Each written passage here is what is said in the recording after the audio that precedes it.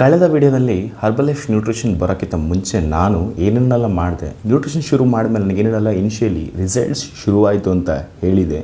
So ಈ ಒಂದು ವಿಡಿಯೋದಲ್ಲಿ ನಾನು ವೆಯ್ಟ್ ಲಾಸ್ ಪ್ರೋಗ್ರಾಮ್ ಶೇಕ್ನ ಕನ್ಸಿಸ್ಟೆನ್ಸಾಗಿ ಶುರು ಮಾಡುವಂಥ ಸಂದರ್ಭದಲ್ಲಿ ನನಗಾಗಿರುವಂಥ ಅಬ್ಸ್ಟಿಕಲ್ಸ್ ಅದನ್ನು ಹೇಗೆ ಫೇಸ್ ಮಾಡಿದೆ ಮತ್ತು ವೆಯ್ಟ್ ಸ್ಟಕ್ ಆದಾಗ ನಾನೇನು ಮಾಡಿದೆ, ಸೊ ಪ್ರತಿಯೊಂದನ್ನು ಕೂಡ ಈ ವಿಡಿಯೋದಲ್ಲಿ ಹೇಳ್ತೀನಿ. ಇದಿಷ್ಟು ಕೂಡ ನನ್ನ ಎಕ್ಸ್ಪೀರಿಯೆನ್ಸ್ನ ವಿನಃ ಇದು ಎಲ್ಲರಿಗೂ ಒಂದೇ ಥರ ಆಗಿರಬೇಕು ಅಂತಲೂ ಏನಿಲ್ಲ. ಮತ್ತು ಹರ್ಬಲೈಫ್ ನ್ಯೂಟ್ರಿಷನ್ ಪ್ರಾಡಕ್ಟ್ಸ್ಗಳು ಯಾವುದೇ ಕಾಯಿಲೆಗಳನ್ನ ಗುಣಪಡಿಸೋದಕ್ಕೆ ಅಂತಲೇ ಕಂಡುಹಿಡಿದಿರುವಂತಹ ಔಷಧಿ ಅಥವಾ ಪ್ರಾಡಕ್ಟ್ಸ್ ಖಂಡಿತ ಅಲ್ಲ.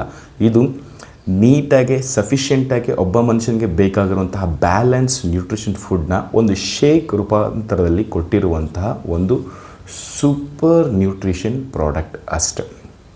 ಸೊ ನಾನು ಸುಮಾರು ವರ್ಷಗಳಿಂದ ಶೇಕ್ನ ತೊಗೊಳ್ತಾ ಇದ್ದೀನಿ. ಈ ಶೇಕ್ನ ತೊಗೊಳ್ತಿರೋಂಥ ಟೈಮಲ್ಲಿ, ಸ್ಪೆಷಲಿ ಇನಿಷಿಯಲ್ ಟೈಮ್ನಲ್ಲಿ ನನಗೆ ಕೆಲವೊಂದಷ್ಟು ಅಬ್ಸ್ಟಿಕಲ್ಸ್ಗಳು ಕೂಡ ಖಂಡಿತ ಆಗಿದೆ. ಅದು ಎಲ್ರಿಗೂ ಆಗಿರುತ್ತೆ, ನನಗೂ ಆಗಿರುತ್ತೆ. ಸೊ ನನ್ನ ಮೊದಲನೇ ವಾರ ರಿಸಲ್ಟ್ಸ್ ಎಪಿಕ್ ಸೂಪರಾಗಿ ಬಂತು. ರಿಸಲ್ಟ್ಸ್ 1.25 kg 1.5 kg ಹತ್ತಿರ ವೆಯ್ಟ್ ಲಾಸ್ ಮಾಡಿದ್ದೆ.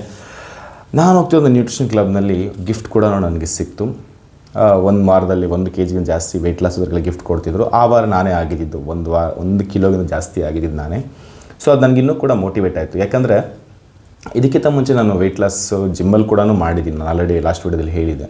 ಬಟ್ ನನಗೆ ಅದೇನೋ ಸಮಾಧಾನ ಅಂತ ಅನಿಸ್ತಿರ್ಲಿಲ್ಲ. ಅಲ್ಲೂ ಕೂಡ ಅಪ್ರಿಷಿಯೇಟ್ ಮಾಡ್ತಾರೆ, ಬಟ್ ಅದೊಂಥರ ಆರ್ಟಿಫಿಷಿಯಲ್ ಆಗಿರುತ್ತೆ. ಅದೊಂಥರ ಏನೋ ಬೇರೆ ಯಾರೋ ಆಗಿರೋದು ಆ ಥರ ಏನು ಅಲ್ಲಿನ ಸ್ಪೆಷಲ್ ಫೀಲಿಂಗ್ ಅಂತ ಏನೂ ಇರೋದಿಲ್ಲ. ಯಾಕಂದರೆ ಅಲ್ಲಿ ಎಫರ್ಟ್ ಆಲ್ಮೋಸ್ಟ್ ನಮ್ಮದೇ ಎಲ್ಲನೂ ಇರುತ್ತೆ. ಸೊ ಆ ಥರ ನನಗೆ ಡಿಫ್ರೆನ್ಸ್ ಅಂತ ಅನ್ನಿಸ್ಲಿಲ್ಲ.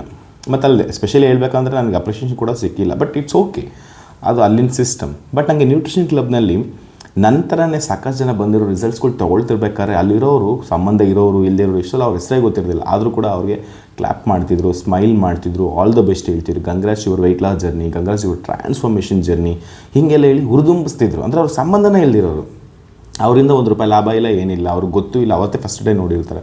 ಸೊ ಹಾಗೆ ಅಲ್ಲಿ ಒಂದು ಸಪೋರ್ಟ್ ಸಿಸ್ಟಮ್ ಸಿಕ್ತು. ಸೊ ಇದು ತುಂಬ ಇಂಪಾರ್ಟೆಂಟ್. ಯಾಕಂದರೆ ನಮಗೆ ಹೊರಗಡೆ ಬಂದಾಗ ನಮ್ಮನ್ನು ಕಾಲು ಎಳೆಯವರೇ ಸಿಗ್ತಾರೆ. ನಮಗಿಂತ ದಪ್ಪ ಇರೋರೇ ನಮಗೆ ಆ ಜ್ಯೂಸ್ ಕುಡಿ, ಈ ಜ್ಯೂಸ್ ಕುಡಿ, ಹಂಗೆ ಮಾಡು, ಹಿಂಗೆ ಮಾಡು, ಸಣ್ಣ ಆಗ್ತೀಯ ಅಂತ ಹೇಳ್ತಾರೆ. ಬಟ್ ನಾವು ಯಾವತ್ತೂ ಕೂಡ ಅವ್ರು ಹೇಳಿದ್ದನ್ನ ಫಾಲೋ ಮಾಡ್ತೀವಿ, ಅವ್ರನ್ನ ಯಾವತ್ತೂ ಕೂಡ ನಾನು ನೋಡೋದೇ ಇಲ್ಲ. ಸೊ ಆದರೆ ಈ ನ್ಯೂಟ್ರಿಷನ್ ಕ್ಲಬ್ನಲ್ಲಿ ಅವರು ಚೆನ್ನಾಗಾಗ್ತಿದ್ರು, ಇನ್ನೊಬ್ಬರು ಕೂಡ ಚೆನ್ನಾಗ್ತಿದ್ರು, ಸಪೋರ್ಟ್ ಮಾಡ್ತಿದ್ರು. ಇದೆಲ್ಲ ಏನಾಗುತ್ತೆ, ಇನ್ಸ್ಪೈರ್ ಆಗುತ್ತೆ. ಅದಕ್ಕೆ ಹೇಳೋದು. ಸೊ ನೀವು ಯಾರಾದ್ರೂ ಕೂಡ ಮನೆಯಲ್ಲೇ ನ್ಯೂಟ್ರಿಷನ್ ಕುಡಿತಿದ್ರೆ, ಅಥವಾ ನೀವು ಯಾರಾದರೂ ಒಬ್ಬರೇ ಕುಡಿತಿದ್ರೆ, ಸೊ ಅದು ನನಗನ್ಸುತ್ತೆ ನೀವು ನ್ಯೂಟ್ರಿಷನ್ ಕ್ಲಬ್ನ ವಿಸಿಟ್ ಮಾಡಿ. ಅಟ್ಲೀಸ್ಟ್ ಫಿಸಿಕಲ್ ನ್ಯೂಟ್ರಿಷನ್ ಕ್ಲಬ್ನ ವಾರದಲ್ಲಿ 2-3 ಸಲ ನಿಮ್ಗೆ ಯಾವಾಗ ಮ್ಯಾಕ್ಸಿಮಮ್ ಅಟೆಂಡ್ ಮಾಡೋಕ್ಕಾಗುತ್ತೋ ಅದೆಲ್ಲ ಅಟೆಂಡ್ ಮಾಡಿ. ಐ ಥಿಂಕ್ ಸಿಕ್ಕಾಪಟ್ಟೆ ಬೆನಿಫಿಟ್ ತಗೊಳ್ತಾರೆ. ಸಿಂಪಲಾಗಿ ಹೇಳ್ಬೇಕಂದ್ರೆ ನೀವು 6 ತಿಂಗಳು ತೊಗೊಂಡು ಮನೇಲಿ ನೀವು ಎಷ್ಟೇ ಶಿಸ್ತಾಗಿ ತೊಗೊಳ್ಳಿ, 6 ತಿಂಗಳು ರಿಸಲ್ಟ್ಸ್ ಬರೋದು ಒಂದೇ, ನೀವು ಕ್ಲಬ್ಗೆ ಹೋಗಿ 2-3 ತಿಂಗಳು ರಿಸಲ್ಟ್ಸ್ ತೊಗೊಳ್ಳೋದು ಒಂದೇ. ಅಷ್ಟು ಇಂಪ್ಯಾಕ್ಟ್ ಇರುತ್ತೆ. ಸೇಮ್ ಶೇಕೆ ಸೇಮ್ ಪ್ರಾಡಕ್ಟ್ಸ್, ಏನು ಡಿಫ್ರೆನ್ಸ್ ಇರಲ್ಲ. ಬಟ್ ಏನೋ ಒಂಥರ ಹೇಳ್ತಾರಲ್ಲ ಸ್ಥಳ ಮಹಿಮೆ ಅಂತ. ಸೊ ಆ ಥರ ಅನ್ಕೋಬೋದು. ಈಗ ನಮ್ಮ ಮನೆಯಲ್ಲಿ ಲಕ್ಷ್ಮೀ ವೆಂಕಟೇಶ್ವರನ ಫೋಟೋ ಇದ್ದರೂ ಕೂಡ ನಾವು ಯಾಕೆ ತಿರುಪತಿ ಹೋಗ್ತೀವಿ? ಬಿಕಾಸ್ ಆ ಸ್ಥಳದ ವ್ಯಾಲ್ಯೂ ಹಂಗಿರುತ್ತೆ. ಸೊ ಹಾಗೆ ಇದನ್ನೂ ಹಾಗೇ ಸೇಮ್ ಶೇಕೆ ಇರ್ಬೋದು, ಬಟ್ ಬೆನಿಫಿಟ್ಸ್ ತುಂಬ ಸಿಗುತ್ತೆ. ಮತ್ತು ನಮಗೆ ಬೇರೆಯವ್ರದ್ದು ಎಕ್ಸ್ಪೀರಿಯೆನ್ಸ್ ಆಗಿರ್ಬೋದು, ಮತ್ತು ನಮಗೇನು ರಿಸಲ್ಟ್ಸ್ ಬರಬೇಕು, ಇದೆಲ್ಲನೂ ಕೂಡ ಅಲ್ಲಿ ಮಾತುಕತೆ ಮಾಡೋದ್ರಿಂದ ನಮಗೂ ಕೂಡ ಸಾಕಷ್ಟು ನಾಲೆಜ್ ಕೂಡ ಗೈನ್ ಆಗುತ್ತೆ. ಮತ್ತು ಅಲ್ಲೂ ಕೂಡ ಫ್ಯಾಟ್ ಅನಾಲಿಸಿಸ್ ಕೂಡ ಮಾಡೋದ್ರಿಂದ ನಾವು ಯಾವಾಗಲೂ ಬರೀ ವೆಯ್ಟ್ ಮೇಲೆ ಕಾನ್ಸಂಟ್ರೇಟ್ ಮಾಡ್ತಾ ಇರ್ತೀವಿ. ಬಟ್ ನಮ್ಮ ಬಾಡಿಯಲ್ಲಿ ವೆಯ್ಟ್ ತುಂಬ ಮ್ಯಾಟ್ರ್ ಆಗೋದೇ ಇಲ್ಲ. ನಮ್ಮ ಬಾಡಿನಲ್ಲಿ ಫ್ಯಾಟ್ ಮಸಲ್ಸ್ ರೇಷಿಯೋ ಅಷ್ಟೇ ಮ್ಯಾಟ್ರ್ ಆಗೋದು. ತುಂಬ ಜನಕ್ಕೆ ಗೊತ್ತಿಲ್ಲ. ಸುಮ್ಮನೆ ಹೋಗಿ ವೆಯ್ಟ್ ಮೇಲೆ ನಿಂತ್ಕೊಂಡ್ಬಿಡ್ತಾರೆ. 70 ಆಗೋಯ್ತು, ಅಯ್ಯೋ ಜಾಸ್ತಿ ಆಗುತ್ತೆ, 70 ಮಾಡ್ಕೋಬೇಕು. 5 kg ಏನು ಮಾಡ್ಕೋಬೇಕು? ಫ್ಯಾಟ್ ಲೂಸ್ ಮಾಡಬೇಕಾ, ಮಸಲ್ ಲೂಸ್ ಮಾಡಬೇಕಾ, ಅಥವಾ ಮಸಲ್ ಗೈನ್ ಮಾಡಬೇಕಾ, ಇಲ್ಲ ಫ್ಯಾಟ್ ಗೈನ್ ಮಾಡಬೇಕಾ? ಈ ನಾಲೆಜ್ ಅವ್ರಿಗೆ ಗೊತ್ತಿರೋದು. ಸುಮ್ಮನೆ ವೆಯ್ಟ್ ಚೆಕ್ ಮಾಡ್ತಾರೆ, ಬರ್ತಾರೆ. ಜಾಸ್ತಿ ಇದ್ರೆ ಜಾಸ್ತಿ, ಕಮ್ಮಿ ಇದ್ದರೆ ಕಮ್ಮಿ ಇದ್ದರೆ ಖುಷಿ ಪಡ್ತಾರೆ. ಅದು ಹೆಂಗೆ ಕಮ್ಮಿ ಆದರೆ ಅದ್ರಲ್ಲಿ ಕಮ್ಮಿ ಆಗಿದ್ರಲ್ಲಿ ಮಸಲ್ ಕಮ್ಮಿ ಆಯಿತಾ, ಫ್ಯಾಟ್ ಕಮ್ಮಿ ಆಯಿತಾ, ಅದು ಗೊತ್ತಿಲ್ಲ. ಅದು ನಮಗೆ ನ್ಯೂಟ್ರಿಷನ್ ಕ್ಲಬ್ಬಲ್ಲೇ ನನಗೂ ಗೊತ್ತಿರಲಿಲ್ಲ. ಅದು ನನ್ನ ಪ್ರಕಾರ ವೆಯ್ಟ್ ಲಾಸ್ ಆಗಬೇಕು. ನಾನು 99 kg 700 ಗ್ರಾಮ್ ಇದ್ದೆ, ನಾನು 95 ಆಗಬೇಕು, 90 ಆಗಬೇಕು, 80 ಆಗಬೇಕು ವಿನಃ ಅದರಲ್ಲಿ ಕೊಬ್ಬನ್ನು ಇಳಿಸ್ಬೇಕು ಅನ್ನೋ ಕಾನ್ಸೆಪ್ಟ್ ನನ್ನ ತಲೆಯಲ್ಲಿ ಬಂದೇ ಇರಲಿಲ್ಲ ಯಾವತ್ತು. ಬೊಜ್ಜು ಇತ್ತು, ಕೊಬ್ಬಿತ್ತು, ಬಟ್ ಅವೆಲ್ಲ ವೆಯ್ಟೇ ಅಂತ ಅಂದ್ಕೊಂಡ್ಬಿಟ್ಟಿದ್ದೆ. ಬಟ್ ಗೊತ್ತಿರಲಿಲ್ಲ ಫ್ಯಾಟ್ ಎಷ್ಟು ಮುಖ್ಯ ಆಗುತ್ತೋ ಅದಕ್ಕಿಂತ ಜಾಸ್ತಿ ಮುಖ್ಯ ಆಗುತ್ತೆ ಮಸಲ್ಸ್. ಅದನ್ನು ಜಾಸ್ತಿ ಮಾಡಬೇಕು. ಬರೀ ಫ್ಯಾಟ್ ಲಾಸ್ ಮಾಡೋದು, ವೆಯ್ಟ್ ಲಾಸ್ ಮಾಡೋದು ಕಾನ್ಸೆಪ್ಟ್ ಅಲ್ಲ. ಮಸಲ್ಸ್ ಕ್ವಾಲಿಟಿ ಕೂಡ ಎನ್ಹ್ಯಾನ್ಸ್ ಮಾಡಬೇಕು. ಅದೇ ವೆರಿ ಇಂಪಾರ್ಟೆಂಟ್ ಅಂತ ಗೊತ್ತಾಗಿದೆ ನಂಗೆ ನ್ಯೂಟ್ರಿಷನ್ ಕ್ಲಬ್ನಲ್ಲಿ. ಈ ಥರ ಚಿಕ್ಕ ನಾಲೆಜ್ಗಳು ನಮಗೆ ಸಿಕ್ಕಿದೆ ನ್ಯೂಟ್ರಿಷನ್ ಕ್ಲಬ್ನಲ್ಲಿ. ಸೊ ಅದಕ್ಕೆ ನ್ಯೂಟ್ರಿಷನ್ ಕ್ಲಬ್ನ ಯಾವತ್ತೂ ಅಸಡ್ಡೆ ಮಾಡಬೇಡಿ. ಅಲ್ಲಿ ಜಾಸ್ತಿ ಪ್ರೈಸ್ ತೊಗೊಳ್ತಾರೆ ಹಾಗೆಲ್ಲ ಯೋಚನೆ ಮಾಡೋಕ್ಕೆ ಹೋಗ್ಬೇಡಿ. ಈಗ ನಾವೆಲ್ಲ ಒಂದು ಸ್ಥಳದಿಂದ ಇನ್ನೊಂದು ಸ್ಥಳಕ್ಕೆ ಹೋಗ್ಬೇಕಂದ್ರೆ ಆಬ್ವಿಯಸ್ಲಿ ಖರ್ಚಾಗುತ್ತೆ, ಟೈಮ್ ಆಗುತ್ತೆ, ಪ್ರತಿಯೊಂದೂ ಹಾಗೆ ಆಗುತ್ತೆ. ಹಂಗೆ ಅಂದ್ಬಿಟ್ಟು ಹೋಗದೆ ಇರೋಕ್ಕಾಗುತ್ತಾ? ಇದು ಒಳ್ಳೆ ಕತೆ ಆಗುತ್ತಲ್ಲ. ಹಾಗೆ ನ್ಯೂಟ್ರಿಷನ್ ಕ್ಲಬ್ನ ವಿಸಿಟ್ ಮಾಡಲೇಬೇಕು. ನಿಮ್ಮ ಮನೇಲಿ 2 ಶೇಕ್ ಅಲ್ಲ 3 ಶೇಕ್ ಕುಡಿದ್ರೂ ಅಷ್ಟೇ, 30 ಶೇಕ್ ಕುಡಿದ್ರೂ ಅಷ್ಟೇ. So nutrition club concept is different. So ಅದಕ್ಕೆ ವಿಸಿಟ್ ಮಸ್ಟಲ್ಲಿ ಮಸ್ಟ್ ಅಂತಲೇ ಹೇಳ್ತೀನಿ ನನ್ನ ಪ್ರಕಾರ. ಈಗ ನನಗೆಲ್ಲ ಅಡಚಣೆಗಳಾಯಿತು ಅಂತಲೇ ಹೇಳ್ತೀನಿ. ಸೊ ಇನಿಷಿಯಲಿ ನನಗೆ ವೆಯ್ಟ್ ಲಾಸ್ ಪ್ರೋಗ್ರಾಮ್ ಮಾಡಬೇಕಾದ್ರೆ ವೆಯ್ಟ್ ಲಾಸ್ ಪ್ರೋಗ್ರಾಮ್ ಶುರು ಮಾಡುವಾಗ ಎಲ್ಲರೂ ಗೊತ್ತಿರುತ್ತೆ ಸೆಕೆಂಡ್ ಶೇಕ್ ಆ್ಯಡ್ ಮಾಡಬೇಕು ಅಂತ. ಸೆಕೆಂಡ್ ಶೇಕ್ ಆ್ಯಡ್ ಮಾಡುವಾಗ ನೈಟ್ನಲ್ಲಿ ಸ್ವಲ್ಪ ಸಿಕ್ಕಾಪಟ್ಟೆ ಕಷ್ಟ ಆಯಿತು ಇನಿಷಿಯಲಿ. ಆಲ್ಮೋಸ್ಟ್ ಒಂದು ವಾರ ನನ್ನ ಆ್ಯಕ್ಚುಲಿ ನಾನು ವೆಯ್ಟ್ ಲಾಸ್ ಶುರು ಮಾಡಿದ್ದು ಆಲ್ಮೋಸ್ಟ್ ಒಂದು 2 ವಾರ ಕಳೀತಾ ಇನ್ನು ನಾನು SMS ಪ್ರೋಗ್ರಾಮ್ ಶುರು ಮಾಡಿದ್ದು. ಆ SMS ಪ್ರೋಗ್ರಾಮ್ ಶುರು ಮಾಡಬೇಕಾದ್ರೆ ನೈಟು ಫುಡ್ ಬದಲಾಗಿ ಶೇಕ್ನ ಆ್ಯಡ್ ಮಾಡಬೇಕಾಗಿತ್ತು ನನ್ನ ಬಾಡಿಗೆ ಅನುಗುಣವಾಗಿ. ಇದನ್ನ ಮೆನ್ಷನ್ ಮಾಡ್ತಾಯಿದ್ದೀನಿ, ಎಲ್ಲರೂ ಅಲ್ಲ, ನನಗೋಸ್ಕರ. ಯಾಕಂದ್ರೆ ನನ್ನ ಸ್ವಲ್ಪ ಹೆವಿ ಇತ್ತು, ಹಾಗೋಸ್ಕರ ನಾನು ಇಳಿಸ್ಬೇಕಾಗಿತ್ತು. ಸೊ ಅದಕ್ಕೋಸ್ಕರ ಮಾಡಿದರು. ಅದು ಕೂಡ ನಾನು ಶೇಕ್ ಶುರು ಮಾಡಿದ್ದು ಮಂಗಳವಾರ ದಿವಸನೇ. ನನಗೆ ಮ್ಯಾಂಗೋ ಇಷ್ಟನೇ, ಬಟ್ ಮ್ಯಾಂಗೋ ಹಣ್ಣು ಇಷ್ಟ, ಬಟ್ ಮ್ಯಾಂಗೋ ಫ್ಲೇವರ್ಡು ಶೇಕು ಜ್ಯೂಸು ನಂಗೆ ಇಷ್ಟ ಆಗೋಲ್ಲ. ಬಟ್ ಅನ್ಫಾರ್ಚುನೇಟ್ಲಿ ನನಗೆ ಸೆಕೆಂಡ್ ಶೇಕು ಮ್ಯಾಂಗೋ ಫ್ಲೇವರೇ ಸಿಕ್ಬಿಟ್ಟಿತ್ತು. ಅದು ಗೊತ್ತಿಲ್ಲ, ಆವಾಗ ಜಾಸ್ತಿ ಫ್ಲೇವರ್ಸ್ ಇರಲಿಲ್ಲ. 2018 ಜನವರಿ 2nd ವೀಕಲ್ಲಿ ನಾನು ಶೇಕ್ ಶುರು ಮಾಡಿ, ಸಂಕ್ರಾಂತಿ ಆಜು ಬಾಜು ಟೈಮಲ್ಲಿ ಶುರು ಮಾಡಿದ್ದು ನಾನು. ಐ ಥಿಂಕ್ ನಮ್ಮ ಮನೇಲಿ ಅವತ್ತು ನಾನ್ ವೆಜ್ ಮಾಡಿದರು. ನಾನ್ ವೆಜ್ ಒಂದು ಕಡೆ ವಾಸನೆ, ಇನ್ನೊಂದು ಕಡೆ ಶೇಕು. ಆಯಿತು, ಹೋಪ್ಫುಲಿ ನಿಮಗೆ ಅರ್ಥ ಆಯಿತು ಅಂತ ಅನಿಸುತ್ತೆ. ಅಷ್ಟು ಯಾಕಂದ್ರೆ ನಾನು ತುಂಬ ಇಷ್ಟಪಡ್ತೀನಿ ಸ್ವೀಟ್ಸ್ ಮತ್ತು ನಾನ್ ವೆಜ್ ಸಖತ್ ಇಷ್ಟಪಡ್ತೀನಿ. ಬಟ್ ಈ ಕಡೆ ಕೋಳಿ ಬೇಯ್ತಾ ಇದೆ, ಈ ಕಡೆ ಶೇಕ್ ಮಾಡ್ಕೊಳ್ಳ. ಅವತ್ತೇ ಫಸ್ಟ್ ಡೇ ನನ್ನ ಶೇಕ್. ನಂಗೆ ಇಷ್ಟ ಇಲ್ದಿರೋ ಫ್ಲೇವರ್ ನಂಗೆ ಇಷ್ಟ ಇಲ್ಲ, ಹಣ್ಣು ಇಷ್ಟ ಇಲ್ದಿರೋ ಫ್ಲೇವರ್ ಒಂದು ಕಡೆ, ಇಷ್ಟ ಇರೋವಂಥ ತಿಂಡಿ ಒಂದು ಕಡೆ ರೆಡಿ ಆಗ್ತಿದೆ ಗ್ಯಾಸ್ ಮೇಲೆ. 2 ಪಕ್ಕನೇ ಇದೆ, ಏನು ಮಾಡೋದು? ಬಟ್ ನಾನು ಯೋಚನೆ ಮಾಡಿದ್ದು ಒಂದೇ, ಇವತ್ತು ನಾನು ಇದನ್ನು ಬಿಟ್ಟು ಶೇಕ್ನ ಶುರು ಮಾಡಿ ನಾನು ಟ್ರಾನ್ಸ್ಫಾರ್ಮೇಷನ್ ಜರ್ನಿಲೇ ಶುರು ಮಾಡಿದ್ರೆ ಈ ಥರ 10 ಅಲ್ಲ 50 ಚಿಕನ್, ಮಟನ್ಗಳು, ಫಿಶ್ ಎಲ್ಲನೂ ತಿನ್ನಬಹುದು. ಬಟ್ ನಾನು ಇವಾಗ ಇದನ್ನು ಬಿಟ್ಟು ಇದನ್ನು ಹೋದರೆ ಮತ್ತೆ ನನ್ನ ಬಾಡಿ ಫ್ಲೋ ಹಾಗೆ ಹೋಗುತ್ತೆ. ಆಲ್ರೆಡಿ ನನಗೆ 1 kg 1.5 kg ಏನೋ ವೆಯ್ಟ್ ಲಾಸ್ ಆಗಿ ನಾನು ಚೆನ್ನಾಗಿ ರಿಸಲ್ಟ್ಸ್ ಬರ್ತಾಯಿದ್ದೆ. ಆ್ಯಕ್ಚುಲಿ ಈ ಥರ ಫ್ಲೋ ಇದ್ದಾಗ ಸ್ಪೀಡ್ ಮಾಡಬಾರ್ದು. ಈಗ ಒಂದು ಕಡೆ ಫ್ಲ್ಯಾಟಾಗಿ ಹೋಗ್ತಿರ್ಬೇಕಾದ್ರೆ 100-120 ಕಿಲೋಮೀಟರ್ ಸ್ಪೀಡಲ್ಲಿ ಹೋಗ್ತಿರ್ಬೇಕಾದಾಗ ಸಡನ್ನಾಗಿ ರೋಡ್ ಅಪ್ ಬಂದರೆ ಏನಾಗುತ್ತೆ, ಇಲ್ಲಿ ಗಾಡಿ ಸ್ಲೋ ಮಾಡಲೇಬೇಕಾಗುತ್ತೆ. ಆ ಸ್ಲೋ ಆದಾಗ ಮತ್ತೆ ನಾವೇನು ಮಾಡಬೇಕು, ಗೇರ್ ಶಿಫ್ಟ್ ಮಾಡಲೇಬೇಕು. ಮತ್ತೆ 6ನೇ ಗೇರಿಂದ 5, 4, 3, 2ಕ್ಕೆ ಬಂದುಬಿಟ್ಟಿರ್ತೀವಿ. ಮತ್ತೆ 2, 3, 4, 5 ಹೋಗೋಕ್ಕೆ ಮತ್ತೆ ಸ್ವಲ್ಪ ಟೈಮ್ ತೊಗೊಳುತ್ತೆ. ಆ ಟೈಮ್ ನಾನು ಕೊಡಬಾರ್ದು, ಅದು ನನ್ನ ಬಾಡಿ ವಿಷಯದಲ್ಲಿ ಕೊಡಬಾರ್ದು ಅಂತೇಳಿ ಅವತ್ತು ಊಟನ ಅವಾಯ್ಡ್ ಮಾಡಿ ಶೇಕ್ನ ಶುರು ಮಾಡಿದ್ದು. ಅವತ್ತು ನನಗೆ ಅನಿಸಿದ್ದು ಫಸ್ಟ್ ಡೇ ಸಿಕ್ಕಾಪಡೆ ಕಷ್ಟ ಆಯಿತು. ಅದು ಹೆಂಗೆ ಅದನ್ನು ಬಣ್ಣಿಸೋಕ್ಕೆ ಆಗಲ್ಲ, ಅಷ್ಟೊಂದು ಕಷ್ಟ ಆಯಿತು. ಯಾಕಂದರೆ ಒಂದು ಇಷ್ಟ ಇಲ್ದಿರೋ ಫ್ಲೇವರ್ ತೊಗೊಂಡಿದ್ದು, ಇಷ್ಟ ಇರೋಂಥ ಫುಡ್ನ ಬಿಟ್ಟಿದ್ದು. ಫಸ್ಟ್ ಡೇನೇ ಅವತ್ತು ನನಗೆ ವೆಯ್ಟ್ ಲಾಸ್ ಪ್ರೋಗ್ರಾಮ್ ಡೇ ಮಂಗಳವಾರ. ಸೊ ಇದು ನನಗೆ ಆ್ಯಕ್ಚುಲಿ ತುಂಬ ಪ್ರಾಬ್ಲಮ್ ಕೊಟ್ಟಂಥ ಸಮಯ. ನಾನು ಅದನ್ನು ಮೆಟ್ಟಿ ನಿಂತ್ಕೊಂಡೆ. ಯಾಕಂದರೆ ನಾವು ಯಾವುದಾನ ಒಂದು ರಿಸಲ್ಟ್ಸ್ನ ಅಚೀವ್ ಮಾಡಬೇಕಾದ್ರೆ, ಈಗ ನೋಡಿ ನೀವು ಫಿಲಿಮ್ಗಳಲ್ಲಿ ನೋಡಿರ್ತೀರ, ಸಡನ್ನಾಗಿ ದೇವರು ಪ್ರತ್ಯಕ್ಷ ಆಗಲ್ಲ. ಪ್ರತ್ಯಕ್ಷ ಆಗಬೇಕಂದ್ರೆ ಕೂತ್ಕೋಬೇಕು, ಜಪ ಮಾಡಬೇಕು, ತಪ ಮಾಡಬೇಕು, ಕಣ್ಣು ಮುಚ್ಚಬೇಕು. ನಾವು ಹಸಿವಿಗೂ ನಿದ್ದೆಗೂ ಎಲ್ಲ ಬಿಡಕ್ಕೆ ಹೋಗ್ಬಾರ್ದು, ಧ್ಯಾನ ಮಾಡ್ತಾನೆ ಇರಬೇಕು. ಆ ದೇವ್ರ ಹೇಳಿ ಪಟ್ಟಿಸ್ತಾನೆ ಇರಬೇಕು. ನಮ್ಮ ಮೇಲೆ ರಾಕ್ಷಸರು ಕಲಿಸ್ತಾರೆ, ಬಂಡೇಸ್ತಾರೆ, ಬೆಂಕಿ ಹಾಕ್ತಾರೆ, ಹಾವು ಚೇಳು ಮೈ ಮೇಲೆ ಬರುತ್ತೆ, ಹುಲಿ ಸಿಂಹಗಳೆಲ್ಲ ಬರುತ್ತೆ. ಇದನ್ನೆಲ್ಲನೂ ಕೂಡ ಮೆಟ್ಟಿ ನಿಂತರೇ ನಮಗೆ ಲಾಸ್ಟಲ್ಲಿ ದೇವರು ಪ್ರತ್ಯಕ್ಷ ಆಗೋದು. ಇದನ್ನು ನಾವೆಲ್ಲ ಸಿನಿಮಾದಲ್ಲೂ ನೋಡಿರ್ತೀವಿ. ಈ ಸೇಮ್ ಇದು ಕಾನ್ಸೆಪ್ಟೇ. ಈಗ ನಾನು ವೆಯ್ಟ್ ಲಾಸ್ ಪ್ರೋಗ್ರಾಮ್ಗೆ ಇದು ಡಿಸ್ಟರ್ಬೆನ್ಸ್ ಮಾಡ್ತಿರೋದು ನಾನ್ ವೆಜ್. ಆ್ಯಂಡ್ ಸೆಕೆಂಡ್ ಬಂದು ನಮ್ಮಪ್ಪ 1 ಶೇಕ್ ಕೊಡೋದು ಸಾಕು, ನೀನು ತುಂಬ ಸಣ್ಣ ಆಗ್ಬೇಡ, 2 ಶೇಕ್ ಕುಡಿ. ಅವರು ಆ್ಯಕ್ಚುಲಿ ಶೇಕ್ ತೊಗೊಳ್ತಾಯಿದ್ರು, ಅವರು ಅಫ್ರೆಶ್ ಎಲ್ಲ ಕುಡಿತಿದ್ರು. ಬಟ್ ಅವ್ರಿಗೆ ಗೊತ್ತಾಗಿ 2 ಶೇಕ್ ಕುಡಿಯೋಕ್ಕೆ ಇಷ್ಟ ಇಲ್ಲ, 1 ಶೇಕ್ ಕುಡಿ ಅಂತ ಹೇಳ್ತಿದ್ರು. ಅಫ್ರೆಶ್ ಎಷ್ಟನ್ನ ಕುಡಿ, ಬಟ್ ರಾತ್ರಿ ಊಟ ಮಾತ್ರ ಬಿಡಬೇಡ. ಸೊ ಈ ಥರ ಕಾನ್ಸೆಪ್ಟ್ ಅದು ಎತ್ತವ್ರಿಗೆ ಅದು ಸಾಧಾರಣವಾಗಿರುತ್ತೆ. ಈಗ ನನ್ನ ಥರನೇ ನಿಮ್ಮಲ್ಲೂ ಇರ್ತಾರೆ. ನಿಮ್ಮ ಮನೆಯಲ್ಲಿ 1 ಶೇಕ್ ಕುಡಿಯೋಕ್ಕೆ ಇಷ್ಟಪಡ್ತಾರೆ, 2 ಶೇಕ್ ಬೇಡ ಅಂತ ಹೇಳ್ತಾರೆ. It's depends on body. ಆದರೂ ಕೂಡ ಅವತ್ತು ಇಲ್ಲ ನಾನು ತೊಗೊಳ್ತೀನಿ ಅಂತಲೇ ಹೇಳಿದೆ. ಸೊ ಇದು ಸೆಕೆಂಡ್ ಡಿಸ್ಟರ್ಬೆನ್ಸ್. 3ನೇ ಡಿಸ್ಟರ್ಬೆನ್ಸ್, ನಂಗೆ ಚೆನ್ನಾಗಿ ರಿಸಲ್ಟ್ಸ್ ಬರ್ತಿತ್ತು. ಯಾವತ್ತೂ ನಮ್ಮ ಫ್ರೆಂಡ್ಸ್ಗಳು ನನಗೆ ನನ್ನ ಟ್ರಾನ್ಸ್ಫಾರ್ಮೇಷನ್ ಜರ್ನಿಗೆ ಬಿಫೋರ್ ಹರ್ಬಲೈಫು ಹೆಲ್ಪ್ ಮಾಡಿಲ್ಲ, ಆಫ್ಟರ್ ಹರ್ಬಲೈಫು ಹೆಲ್ಪ್ ಮಾಡಿಲ್ಲ. ಬಟ್ ನಾನು ಚೆನ್ನಾಗಿ ಆಗ್ತಿರ್ಬೇಕಾದ್ರೆ ತುಂಬ ಜನ ಬಂದ್ಬಿಟ್ಟು ಅದನ್ನು ತೊಗೊಳ್ತಿದ್ದೆ, ನೋಡಿದ ತಕ್ಷಣ ಚೆನ್ನಾಗಿ ಆಗ್ತಿದ್ದೀನಿ, ಸಣ್ಣ ಆಗ್ತಿದ್ದೆ ಕಣೋ, ಬಟ್ಟೆಗಳು ಲೂಸ್ ಆಗಿದೆ, ಮೊದಲು ನೋಡಿದಾಗ ಭಯ ಆಗೋದು, ಇವಾಗ ನೋಡಿದ್ರೆ ಖುಷಿ ಆಗುತ್ತೆ. ಚೆನ್ನಾಗಿ ಆಗ್ತಿದ್ಯಾ ಅನ್ನೋರು, ಏನು ಮಾಡ್ತಿದ್ಯಾ ಅನ್ನೋರು, ವಾಕಿಂಗ್ ಮಾಡ್ತಿದ್ಯಾ, ಊಟ ಬಿಟ್ಟ ಅನ್ನೋರು, ಇಲ್ಲ ಕಣ ಎಲ್ಲ ತಿಂತಾಯಿದ್ದೀನಿ, ನಾನು ಶೇಕ್ ಕುಡ್ತಿದ್ದೀನಿ, ಹರ್ಬಲೈಫ್ ಯೂಸ್ ಮಾಡ್ತಿದ್ದೀನಿ ಅಂತ ಹೇಳಿದ್ರೆ ಅವ್ರು 1-2 ನಿಮಿಷ ಹಿಂಗೆ ಅಂದ್ಬಿಟ್ಟು ಹರ್ಬಲೈಫ್ ಯೂಸ್ ಮಾಡಿದ್ಯಾ, ಮೂಳೆಗಳು ಪುಡಿ ಆಗ್ಬಿಡ್ತದೆ, ಹಿಂಗಾಗ್ಬಿಡ್ತದೆ ಎದುರಿಸ್ಬಿಡೋರು. ನನಗೆ ಇನ್ಶಿಯಲಿ ಕನ್ಫ್ಯೂಸ್ ಆಯಿತು, ಇದು ಯಾಕೆ ಹಿಂಗೆ ಹೇಳ್ತಾರಲ್ಲ. ಆಮೇಲೆ ಹೋಗ್ತಾ ನಂಗೆ ಅದು ಅರ್ಥ ಆಯಿತು. ಒಂದು ಅವ್ರು ಹೇಳೋದಕ್ಕೆ ರೀಸನ್ ಸಾಕಷ್ಟು ಇರುತ್ತೆ. ಒಂದು ಅವ್ರಿಗೆ ಗೊತ್ತಿಲ್ಲ, ಯಾರೋ ಹೇಳಿದ್ದನ್ನ ಕೇಳಿಸ್ಕೊಂಡು ಹೇಳಿರಬಹುದು. 2ನೇದು ಅವ್ರಿಗೆ ಇದೆಲ್ಲ ನ್ಯಾಚುರಲ್ ಅಂತ ಫೀಲ್ ಕೊಡ್ತಾ ಇಲ್ಲ. 3ನೇದು ನಾನು ಚೆನ್ನಾಗೋದು ಪ್ರಾಬ್ಲಮ್ ಅವ್ರಿಗೆ ಇಷ್ಟ ಇಲ್ಲದೇ ಇರಬಹುದು, ಅದು ಇರಬಹುದು. 4ನೇದು ನಂದು ಒಂದು ಇಡ್ಲಿ ಅಂತ, ನಂದಲ್ಲಿ ಇಡ್ಲಿ ನಂದಗೋಪಾಲ ಅನ್ನೋ ಥರ ಕೆಲವರು ಇರ್ತಾರಲ್ವ, ಇದು ಇರ್ಬೋದು. ಈ 4 ರೀಸನಲ್ಲಿ ಯಾವ್ದಾನ ಒಂದು ರೀಸನ್ ಆಗಿರಬಹುದು, ಪ್ರಾಬ್ಲಮ್ ಇರ್ಬೋದು, ನನಗೆ ಗೊತ್ತಿಲ್ಲ. ಬಟ್ ನಾನು ಅದೆಲ್ಲ ಇನ್ಶಿಯಲಿ ಅದೊಂದು 2-3 ಸಲ ಟ್ರಿಗರ್ ಆಗ್ತಿತ್ತು. ಯಾಕೆ ಹಿಂಗೆ ಹೇಳ್ತಾರಲ್ಲ, ನನಗೇನೋ ಪ್ರಾಬ್ಲಮ್ ಆದ್ರೆ ಅನ್ನೋದು ನಂಗೆ ಚೆನ್ನಾಗಿ ಅನಿಸ್ತಾ ಇದೆ, ನಂಗೆ ಒಳ್ಳೇದು ಅನಿಸುತ್ತೆ. ನಾನು ತುಂಬ ಜನ ನ್ಯೂಟ್ರಿಷನ್ ಕ್ಲಬ್, ಅದಕ್ಕೆ ನ್ಯೂಟ್ರಿಷನ್ ಕ್ಲಬ್ ಹೋಗ್ಬೇಕು ಅನ್ನೋದು. ನಾನು ನ್ಯೂಟ್ರಿಷನ್ ಕ್ಲಬ್ ಹೋಗ್ತಾ ಇದ್ದಿದ್ದಕ್ಕೇ, ಎವ್ರಿ ಡೇ ಬೇರೆಯವ್ರದ್ದು ರಿಸಲ್ಟ್ಸ್ ನೋಡ್ತಾ ಇದ್ದಕ್ಕೇ ನನಗೆ ಬಿಲೀವ್ನೆಸ್ ಇಲ್ಲಿ ನನಗೆ ಅನಿಸಿದೆ ಪಾಸಿಟಿವ್, ಇಲ್ಲಿ ರಿಸಲ್ಟ್ಸ್, ಇಲ್ಲಿ ಪಾಸಿಟಿವಿಟಿ ಇರೋದು, ಇಲ್ಲಿ ಅಪ್ರಿಷಿಯೇಷನ್ ಮಾಡೋದಿಲ್ಲ. ಎಲ್ಲರೂ ಡಿಪ್ರಿಷಿಯೇಷನ್ ಮಾಡ್ತಾರೆ, ಇಲ್ಲಿ ಅಪ್ರಿಷಿಯೇಷನ್ ಮಾಡ್ತಾರೆ. ಮತ್ತು ನಾನು ಕೇಳಿದ ಕ್ವಶನ್ಗೆಲ್ಲ ಆನ್ಸರ್ ಮಾಡೋಕ್ಕೆ ಟ್ರೈ ಮಾಡ್ತಾರೆ. ಅಲ್ಲಿ ನನಗೆ ಡಿಮೋಟಿವೇಟ್ ಮಾಡ್ತಾರೆ, ತೊಗೋಬೇಡ, ಹಂಗೆ ಮಾಡಬೇಡ, ಹಿಂಗೆ ಮಾಡಬೇಡ, ನೀನು ಮೊದಲೇ ಚೆನ್ನಾಗಿದ್ದೆ, ನೀನು ತಪ್ಪಿದ್ರೇ ಚೆನ್ನಾಗಿರ್ತೀಯ, ಸಣ್ಣ ಆಗಬೇಡ, ಹಿಂಗೆಲ್ಲ ಹೇಳೋಕ್ಕೆ ಶುರು ಮಾಡಿಬಿಟ್ರು. ನಾನು ಅದನ್ನ ತಲೆಯಿಂದ ಹಾಕ್ಕೊಳ್ಳಿಲ್ಲ. ನನಗೆ ಅನಿಸಿದ್ದು ಇಷ್ಟು, ನಾನು ಬ್ಯಾಕ್ಗ್ರೌಂಡ್ ಮೆಡಿಕಲ್ ಫೀಲ್ಡಲ್ಲೇ ಇದ್ದಿದ್ದು before herbal life. Herbal life ಬಂದು ಒಂದು 2-3 ತಿಂಗಳು ಕೂಡ ಮೆಡಿಕಲಲ್ಲೇ ಇದ್ದೆ. ಬಟ್ ನಂಗೆ ಅನಿಸ್ತು ನಾನು ಇವರೋ ಕಂಡೀಷನ್ಗೆ 100-120 ಕ್ರಾಸ್ ಆಗಿಬಿಡ್ತೀನಿ ಒಂದು 2-3 ವರ್ಷದಲ್ಲಿ. ಬಟ್ ಆವಾಗ ಹೋಗಿ ಸದ್ಯಕ್ಕಿನ್ನೂ ಸಮಸ್ಯೆ ಇಲ್ದಿರ್ಬೋದು, ವೆಯ್ಟ್ ಒಂದು ಬಿಟ್ಟೇ ಬೇರೆ ನನಗೆ ಇನ್ನೂ ಸಮಸ್ಯೆಗಳು ಅಷ್ಟೊಂದು ಇರಲಿಲ್ಲ. ಬಟ್ ಫ್ಯೂಚರಲ್ಲಿ ಬರ್ಬೋದಿತ್ತಲ್ಲ. ಸೊ ಇದೆಲ್ಲ ಯೋಚನೆ ಮಾಡಿದೆ, ಒಂದು ಸ್ವಲ್ಪ ಫ್ಯೂಚರಿಸ್ಟಿಕ್ಕಾಗಿ ಯೋಚನೆ ಮಾಡಿದೆ. ಆವಾಗ ನನಗೆ ಯಾವನೂ ಬರಲ್ಲ. ನನಗೆ ಎಷ್ಟೇ ಹೆಂಡತಿ ಆಗಿರ್ಬೋದು, ಮಕ್ಕಳಾಗಿರ್ಬೋದು, ಅಪ್ಪ ಅಮ್ಮ ಆಗಿರ್ಬೋದು, ಏನೇ ಆಗಿರ್ಬೋದು, ನನ್ನ ಕಾಯಿಲೆಗಳಿಗೆ ನಾನೇ ಮಾತ್ರೆ ನುಂಗಬೇಕು. ನನ್ನನ್ನು ಅವರು ಶೇರ್ ಮಾಡೋಕ್ಕಾಗಲ್ಲ. ನನ್ನ ಮೆಡಿಕಲ್ ಬಿಲ್ ನಾವು ಶೇರ್ ಮಾಡ್ಬೋದು, ನನ್ನ ಹಾಸ್ಪಿಟ್ಲಿಗೆ ಕರ್ಕೊಂಡು ಹೋಗ್ಬೋದು, ಮೆಡಿಕಲ್ ಸ್ಟೋರಿಗೆ ಕರ್ಕೊಂಡು ಹೋಗ್ಬೋದು. ಬಟ್ ಸರ್ಜರಿ ನಾನೇ ಮಾಡ್ಕೋಬೇಕು, ಹಾಸ್ಪಿಟ್ಲಿಗೆ ಬಿಟ್ಟ ಮೇಲೆ ನಾನೇ ಮಲಗಬೇಕು, ಮೆಡಿಕೇಷನ್ ನಾನೇ ತೊಗೋಬೇಕು. ಸೊ ಇದನ್ನು ನಾನು ಅರ್ಥ ಮಾಡಿಕೊಂಡೆ.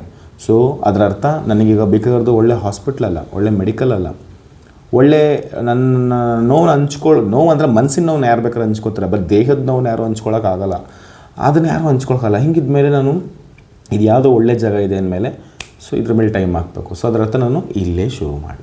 ಸೊ ಅವತ್ತೇ ಲಾಸ್ಟ್ ಮತ್ತೆ ನಾನು ಯಾರನ್ನೂ ಕೇಳಿ, ನನ್ನ ಕೋಚ್ನೂ ಕೇಳಿ ಡೌಟ್ ಕೇಳೋಕ್ಕೆ ಹೋಗಲಿ. ಯಾಕಂದರೆ ನಾನು ಡೌಟ್ ಕೇಳೋಕ್ಕೆ ಹೋಗಿಲ್ಲ ನಾನು ಫಸ್ಟ್ ಆಫ್ ಆಲ್. ಸ್ಟಿಲ್ ಇಲ್ಲಿವರೆಗೂ ಕೂಡ ನನಗೆ ಹರ್ಬಲ್ ಲೈಫ್ ಇನಿಷಿಯಲ್ ಡೇಸಿಂದ ಹಿಡಿದು ಇಲ್ಲಿವರೆಗೂ ನನಗೆ ಡೌಟೇ ಇಲ್ಲ. ಯಾಕಂದ್ರೆ ನಾನು ಹರ್ಬಲ್ ಲೈಫ್ ಶುರು ಮಾಡೋಕ್ಕೆ 4-5 ವರ್ಷ ಟೈಮ್ ತೊಗೊಂಡೆ. ಫಸ್ಟ್ ಆಫ್ ಆಲ್ ಆ 4-5 ವರ್ಷದಲ್ಲಿ ನಾನು ಸಾಕಷ್ಟು ಜನ ನಾನು ನೋಡ್ತಿದ್ದೆ. ನಮ್ಮ ಅಜ್ಜಿ ಮನೆ ಹೋಗ್ತಿದ್ದೆ, ಅವರು ತೊಗೊಳ್ತಿದ್ರು. ಅವ್ರ ಮನೆಗೆ ಎವ್ರಿ ಡೇ ಹೋದಾಗೆಲ್ಲ ಶೇಕೆ ಮಾಡೋರು, ಆ ಫ್ರೆಶ್ಶೇ ಕುಡಿಯೋನವ್ರು, ಅದು ಕುಡಿ ಇದು ಕುಡಿಯೋನವರು ಕುಡಿತಿದ್ದೆ. ನನಗೆ ಬ್ಲೈಂಡ್ಲಿ ತೊಗೊಂಡಿದ್ದೀನಿ, ಇಲ್ಲ ಅಂತಲ್ಲ. ಬಟ್ ನನಗೆ ಅದು ರಿಸಲ್ಟ್ಸ್ ಓರಿಯೆಂಟೆಡ್ ಆಗಿ ನಾನು ಆ ಥರ ಏನು ತೊಗೊಂಡಿಲ್ಲ, ಒಂದು ಆ ಥರ ಏನು ತೊಗೊಂಡಿಲ್ಲ. ಸುಮ್ಮನೆ ಕೊಡ್ತಿದ್ರು, ಕುಡಿತಿದ್ದೆ ಅಷ್ಟೇ. ಏನೋ ಒಂಥರ ಕುಡಿಯೋಕ್ಕೆ ಇಷ್ಟ ಆಗೋದು, ವೆನಿಲಾ ಫ್ಲೇವರ್ ಜಾಕಿದ್ರು ಕುಡಿತಿದ್ದೆ ಅಷ್ಟೇ. ಬಟ್ ಇಂಟೆನ್ಷನ್ಲಿ ಯಾವುದು ನಾನು ತೊಗೊಂಡಿರಲಿಲ್ಲ. ನನಗೆ ಡೌಟೇ ಇಲ್ಲ. ಯಾಕಂದ್ರೆ ನಮ್ಮ ಅಜ್ಜಿ 77 ಇಯರ್ಸ್ ಅವರು ತೊಗೊಳ್ತಿದ್ರು, ನಮ್ಮ ತಾಯಿಯವರು 55 ಇಯರ್ಸ್ ಅವರು ತೊಗೊಳ್ತಿದ್ರು, ನಮ್ಮ ಅಪ್ಪ ತೊಗೊಳ್ತಿದ್ರು, ನಮ್ಮ ತಮ್ಮ ತೊಗೊಳ್ತಿದ್ರು, ನಮ್ಮ ಅತ್ತೆ, ನಮ್ಮ ಮಾವನ ಮಕ್ಕಳು, ಚಿಕ್ಕ ಪುಟಾಣಿ ಮಕ್ಕಳು, ಅವರು ಅವಾಗೇ ಪುಟಾಣಿ ಮಕ್ಕಳು, ಇವಾಗ ದೊಡ್ಡವರು, ಅವ್ರು ಅವಾಗೂ ತೊಗೊಳ್ತಿದ್ರು, ಈಗಲೂ ತೊಗೊಳ್ತಿದ್ರು. ಇವ್ರುಗಳೆಲ್ಲ ನೋಡಿದ ಮೇಲೆ ನನಗೆ ಡೌಟೇ ಇಲ್ಲ. ಸ್ಟಿಲ್ ಇಲ್ಲಿವರೆಗೂ ನನಗೆ ಅವತ್ತೂ ಇಲ್ಲ, ಇವತ್ತೂ ಇಲ್ಲ. ಬಟ್ ನನ್ನ ತಲೆಯಲ್ಲಿ ಏನೋ ಸಮಸ್ಯೆ ಇದ್ದವ್ರು ಮಾತ್ರನೇ ತೊಗೋಬೇಕು, ನಮಗೆಲ್ಲ ಅಂತಿದ್ದೆ ವಿನಃ ನಂಗೆ ಅದರಿಂದ ಕೆಟ್ಟದ್ದಾಗ ನಾನು ಯಾವುದೋ ಕಲ್ಪನೆನೂ ಕೂಡ ಮಾಡ್ಕೊಂಡಿಲ್ಲ ನಾನು. ಯಾಕಂದ್ರೆ ನಾವು ಆಲ್ರೆಡಿ ಕೆಟ್ಟದ್ದು ತಿಂತಾ ಇದ್ದೀವಿ. ಈಗ ಟೊಮೊಟೊ ಹಾಕಿದ್ರೂ ಕೆಟ್ಟದ್ದೇ, ಎಲ್ಲ ಕೆಮಿಕಲ್ಲೇ. ಈಗ ಸಮ್ಮರ್ ಸೀಸನ್ ಮಾವಿನ ಹಣ್ಣು ತಿಂದ್ರೂ ಕೂಡ ಕೆಮಿಕಲ್ಲೇ, ಅದರಲ್ಲೂ ಹೈಬ್ರಿಡು ಪ್ಲಸ್ ಕೆಮಿಕಲ್ಲು. ಸೊ ಈಗ ನಾವು ತಿಂತಿರೋ ತರಕಾರಿಗಳು, ಹಣ್ಣುಗಳು ಆಲ್ರೆಡಿ ಕಲುಷಿತ ಆಗೋಗಿದೆ. ಸೊ ನಾವು ಒಂದು ನಾನ್ ವೆಜ್ ತಿನ್ನೋಕೆ ಹೋಗ್ತೀವಿ, ಅದು ಒಳ್ಳೆದಂತ ತಿನ್ನೋಕೆ ಹೋಗ್ತೀವಿ, ಅದು ಹೈಬ್ರಿಡ್, ರಿಯಲ್ ಕೋಳಿನೇ ಅಲ್ಲ, ಅದು ಫಾರಮ್ ಬ್ರಾಯ್ಲರ್, ರಿಯಲ್ ಕೋಳಿನೇ ಅಲ್ಲ. ಮತ್ತು ಎಂತ ತಿನ್ನಬೇಕು ಊಟ? ಆಲ್ರೆಡಿ ನಾವು ತಿನ್ನೋಕ್ಕೆ ಶುರು ಮಾಡಿಬಿಟ್ಟಿದ್ವಿ ವಿಷಯನ. ಪರವಾಗಿಲ್ಲ, ಅದಕ್ಕೆ ಕಂಪೇರ್ ಮಾಡಿದ್ರೆ ತುಂಬ ಜನ ಹೇಳ್ತಾರೆ ಸ್ಲೋ ಪಾಯ್ಸನ್ ಅಂತ. ಸ್ಲೋ ಪಾಯ್ಸನ್ ಅದನ್ನು ಬೇಕಾಗೋದು, ಫಾಸ್ಟ್ ಪಾಯ್ಸನ್ ಯಾರಿಗೆ ಬೇಕು? ಹೆಂಗಿದ್ರೂ ಸಾಯ್ತೀವಿ ಅಲ್ವಾ? ಈ ಕೆಟ್ಟದನ್ನೆಲ್ಲ ತಿಂದು ಬಾಡಿನ ಕುಯ್ಸ್ಕೊಂಡು ಅದಕ್ಕೆ ಹಾಸ್ಪಿಟ್ಲ್ಗಳು ಮಲಗಿಸ್ಕೊಂಡು ಬಿಲ್ಗಳು ಹಾಕ್ಸ್ಕೊಂಡು ನಮ್ಮ ಟೈಮ್ನೆಲ್ಲ ವ್ಯರ್ಥ ಮಾಡಿಕೊಂಡು ಹಾಳು ಮಾಡಿ 40-50 ವರ್ಷಕ್ಕೆ ರೈಟ್ ಹೇಳೋದಕ್ಕಿಂತ ಈ ಥರ ಒಳ್ಳೊಳ್ಳೆ ಐಟಮ್ಸ್ಗಳನ್ನ ತಿನ್ಕೊಂಡು, ಶೇಕ್ನ ಕುಡ್ಕೊಂಡು, ಆಫರ್ಸ್ ತೊಗೊಂಡು, ಒಳ್ಳೊಳ್ಳೆ ಸಪ್ಲಿಮೆಂಟೇಷನ್ಸ್ಗಳು ಹಾಕ್ಕೊಂಡು ಜೀವನನ ಎಕ್ಸ್ಪೀರಿಯೆನ್ಸ್ ಮಾಡಬೇಕು. ಎಲ್ಲ ಕಡೆ ಹೋಗಬೇಕು, ಪ್ಯಾರಾಶೂಟ್ ಮೇಲೆ ಹೋಗಬೇಕು, ಒಳ್ಳೊಳ್ಳೆ ಕಾರ್ಗಳನ್ನ ಡ್ರೈವ್ ಮಾಡಬೇಕು, ಸ್ಪೀಡಾಗಿ ಬೈಕ್ ಓಡಿಸ್ಬೇಕು, ಮತ್ತು ನೀರೆಲ್ಲ ಧುಮುಕ್ಬೇಕು, ಇಷ್ಟಪಟ್ಟಿದ್ದನ್ನೆಲ್ಲ ತಿನ್ನಬೇಕು, ಹೊಸ ಹೊಸ ಐಟಮ್ಸ್ಗಳನ್ನ ಬೇರೆ ಬೇರೆ ಫಾರಿನ್ ಫುಡ್ ಎಲ್ಲ ಟ್ರೈ ಮಾಡಬೇಕು, ಬಾಡಿ ಐಡಿಯಲ್ ಶೇಪಲ್ಲಿರಬೇಕು, ಕಾಯಿಲೆಗಳು ಹೋಗಬಾರ್ದು. ಎಷ್ಟು ವರ್ಷ ಬದುಕಿರ್ತೀವಿ ಅದು ನಮ್ಗೆ ಗೊತ್ತಿಲ್ಲ, ನಮ್ಗೆ ಹುಟ್ಟಿದ ಡೇಟ್ ಗೊತ್ತು, ಬಟ್ ಡೆತ್ ಡೇಟ್ ನಮ್ಗೆ ಗೊತ್ತಿಲ್ಲ. ಬಟ್ ಅಲ್ಲಿವರೆಗೂ ಕೂಡ ಎಲ್ಲನೂ ಕೂಡ ಎಕ್ಸ್ಪೀರಿಯೆನ್ಸ್ ಮಾಡಬೇಕು. ಅದಕ್ಕೆ ಮನುಷ್ಯನಿಗೆ ಇಷ್ಟು ಆಯಸ್ಸು ಜಾಸ್ತಿ ಕೊಟ್ಟಿರೋದು, ಎಲ್ಲನೂ ಎಕ್ಸ್ಪೀರಿಯೆನ್ಸ್ ಮಾಡಲಿ ಅನ್ನೋದಕ್ಕೋಸ್ಕರ. ಆ ಎಕ್ಸ್ಪೀರಿಯೆನ್ಸ್ ಮಾಡಬೇಕಾ ವಿನಃ ನಾವೆಲ್ಲ ಏನೋ ದುಡ್ಡಿದೆ ಅಥವಾ ನಾನು ಇರೋವರೆಗೂ ಚೆನ್ನಾಗಿ ತಿನ್ಬಿಟ್ಟು ಉಡಾಯಿಸ್ಬಿಡ್ತೀನಿ ಅಂದರೆ ಅದು ಆಗಲ್ಲ. ಯಾಕಂದ್ರೆ ನನ್ನ ನಂಬಿ ಸಾಕಷ್ಟು ಜನ ಇದ್ದಾರೆ. ಸೊ ಹಂಗಿದ್ದಾಗ ನನ್ನ ಆರೋಗ್ಯ ನನಗೂ ಎಷ್ಟು ಮುಖ್ಯ ಆಗುತ್ತೋ ಅಷ್ಟೇ ಅವರು ಕೂಡ ಮುಖ್ಯ ಆಗುತ್ತೆ. ನಾನು ಚೆನ್ನಾಗಿ ಆಗ್ತಾ ನಮ್ಮ ಫ್ಯಾಮಿಲಿ ಮೆಂಬರ್ಸ್ ಎಲ್ಲರೂ ಕೊಡಬೇಕು. ಸೊ ತುಂಬ ಜನ ಏನು ಮಾಡ್ತಾರೆ, ಶೇಕು ತಾನು ಕೂಡ ಚೆನ್ನಾಗಿ ಆಗಿಬಿಡ್ತಾರೆ, ಬಟ್ ಫ್ಯಾಮಿಲಿ ಮೆಂಬರ್ಸು ಕೊಡೋಲ್ಲ. ಮತ್ತು ಫ್ಯಾಮಿಲಿ ಮೆಂಬರ್ಸಲ್ಲಿ ಏನೋ ಹೆಚ್ಚು ಕಮ್ಮಿ ಆಯ್ತಿದ್ರೆ ಮತ್ತೆ ಇವ್ರ ಟೈಮೆಲ್ಲ ತೆಗೆದುಬಿಟ್ಟು ಮತ್ತೆ ಎಲ್ಲ ಹಾಕ್ತಾರೆ, ಮತ್ತು ಅದೇ ಖರ್ಚು ಅದೇ ಹಾಸ್ಪಿಟ್ಲು. ಅದಕ್ಕೆ ಫಸ್ಟ್ ಶೇಕ್ ನೀವು ಏನೋ ಕುಡಿತಿದ್ರೆ ನೀವು ಚೆನ್ನಾಗಿ ಆಗ್ತಿದೆ ಅಂತ ಗೊತ್ತಾದ ತಕ್ಷಣ ಇಮಿಡಿಯೇಟ್ಲಿ ನಿಮ್ಮ ಫ್ಯಾಮಿಲಿ ಮೆಂಬರ್ಸ್ನ ನೀವೇನು ಮಾಡೋಕ್ಕೋಗ್ಬಿಡಿ, ಕರ್ಕೊಂಡೋಗಿ ನ್ಯೂಟ್ರಿಷನ್ ಕ್ಲಬ್ನಲ್ಲೋ ಅಥವಾ ನಿಮ್ಮ ಕೋಚ್ಗೆ ಪರಿಚಯ ಮಾಡಿಸಿ. ಪ್ರಾಬ್ಲಿ ಅದು ನಿಮಗೆ ಸಿಕ್ಕಾಪಟ್ಟೆ ಹೆಲ್ಪ್ ಮಾಡುತ್ತೆ. ಫ್ಯೂಚರಲ್ಲಿ ನಿಮ್ಮ ಎಷ್ಟೋ ಟೈಮ್, ದುಡ್ಡು ಇವೆಲ್ಲ ಸೇವ್ ಆಗೋದಕ್ಕೆ ನೀವು ಒಂದು ಶೇಕು ನಿಮಗೆ ಕಾರಣ ಆಗಬಹುದು, ಅದು ನನಗೆ ಗೊತ್ತಿಲ್ಲ. ಸೊ ಅದಕ್ಕೆ ಲೈಫ್ ಸ್ಟೈಲ್ ಡೇ, ವೆಲ್ನೆಸ್ ಸೆಮಿನಾರು ಅಥವಾ ಆನ್ಲೈನ್ ಕ್ಲಾಸ್ಗಳು ಏನೇನಂತ ಇದೆಯೋ ಅದೆಲ್ಲನೂ ಕೂಡ ಅಟೆಂಡ್ ಮಾಡೋಕ್ಕೆ ಟ್ರೈ ಮಾಡಿ, ರೈಟ್. ಆ್ಯಂಡ್ ನೆಕ್ಸ್ಟ್, ನನ್ನ ಅಬ್ಸ್ಟಿಕಲ್ಸ್ನಲ್ಲಿ ಬೇಜಾರಾದ ನನಗೆ ಮಧ್ಯದಲ್ಲಿ ಯಾವುದೂ ಬಂದಿಲ್ಲ, ಸೀರಿಯಸ್ಲಿ ಯಾವುದೂ ಬಂದಿಲ್ಲ. ಹೌದು, ಯಾಕಂದರೆ ನನಗೆ ಆ ನೆಗೆಟಿವಿಟಿ ಇನಿಷಿಯಲಿ ನನಗೆ ನನ್ನ ಕೆಲವು ಗೊತ್ತಿರೋ ಫ್ರೆಂಡ್ಸ್ಗಳಿಂದ ಮಾತ್ರ ಬಂತಷ್ಟೇ. ಬಟ್ ನಾನು ಯಾವಾಗ ಅವ್ರುಗಳ್ನ ಅವಾಯ್ಡ್ ಮಾಡೋಕ್ಕೆ ಶುರು ಮಾಡಿಬಿಟ್ಟು ಮತ್ತು ಅಲ್ಲಿಂದ ಬಂದಿಲ್ಲ. ತುಂಬ ಜನ ಇವತ್ತಿಗೂ ನನ್ನ ಫ್ರೆಂಡ್ಸ್ಗಳನ್ನು ಹೆಸರು ಕರೆಯೋದಕ್ಕಿಂತ ಹರ್ಬಲೈಫ್ ಬಂದ ನೋಡುವಂತಲೇ ಕರೀತವೆ. ಇನಿಷಿಯಲಿ ಅದು ಕೂಡ ಒಂಥರ ಯಾಕೆ ಹಿಂಗೆ ಕರೀತಾರಲ್ಲ ಅಂತ ಅನಿಸೋದು. ಆಮೇಲೆ ಹೋಗ್ತಾ ಹೋಗ್ತಾ ನಂಗೆ ಅರ್ಥ ಆಯಿತು, ಇವತ್ತು ನಾನು ಏನಾದರೂ ಹರ್ಬಲೈಫ್ ತೊಗೊಳ್ದೆ ಅಥವಾ ಕಾನ್ಷಿಯಸ್ ಆಗಿ ಇಲ್ಲದೆ ಇದ್ದಿದ್ರೆ ನಾನು ಇವ್ರುಗಳ ಥರ ಊದ್ಕೊಂಡು ತಲೆ ಕೂದಲೆಲ್ಲ ಉದುರಿಸ್ಕೊಂಡು ಕರ್ರಿಗೆ ಒಂಥರ ಜೀವನನೇ ಹೋಗಿರೋ ಥರ. ಯಾಕೆ ನನ್ನ ಫ್ರೆಂಡ್ಸ್ ಎಲ್ಲ ಹಂಗೆ ಇರೋದು. ನನ್ನ ಮಗನಿಗೂ ಏನೂ ಇಲ್ಲ, ಎಲ್ಲ ಅರ್ಧಕ್ಕರ್ಧ ಜನ ಒಬಾಯಿಸ್ಕೊಂಡಿದ್ದಾರೆ, ಇನ್ನೊಂದರ ಜನ ಜೀವನನೇ ಬೇಡ ಜಿಗುಪ್ಸೆ ಆಗಿಬಿಟ್ಟಿದೆ, ಇನ್ನು ಕೆಲವ್ರಿಗೆ ಮದುವೆನೇ ಆಗಿಲ್ಲ, ಇನ್ನು ಕೆಲವ್ರಿಗೆ ಸಂಸಾರ ಜಂಡಾಪಟ್ಟೆಯಲ್ಲಿ ಏನೇನೋ ಆಗಿ ಏನೇನೋ ಅಲವಲ ಕಲವಾಗಿದ್ದಾರೆ, ಅದರಲ್ಲಿ ಒಂದಿಬ್ಬರು ಸತ್ತೋಗೋರೆ. ಸೊ ಹಿಂಗಿರ್ಬೇಕಾದಾಗ ಹೌದಲ್ವಾ, ನಾನು ಹರ್ಬಲೈಫ್ ಸಿಕ್ಕಿ ಈ ಥರ ಒಳ್ಳೊಳ್ಳೆ ಸಿಸ್ಟಮ್ ಸಿಕ್ಕಿರೋದಕ್ಕೆ ನಾನು ಇಷ್ಟು ಚೆನ್ನಾಗಿ ಆಗಿರೋದು. ಒಂದು ವೇಳೆ ನಾನು ಇಲ್ಲಾಂದರೆ ನಾನು ಅವರಲ್ಲಿ ಒಬ್ಬ ಆಗಿರ್ತಿದ್ನಲ್ವ, ತಪ್ಪೇನಿದೆ ಅವ್ರು ಹಂಗೆ ಹೇಳೋದಕ್ಕೆ.